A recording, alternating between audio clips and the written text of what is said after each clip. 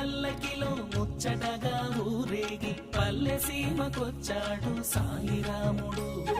పత్తివాసుడు మాకు దేవదేవుడు, పత్తివాసుడు మాకు దేవదేవుడు.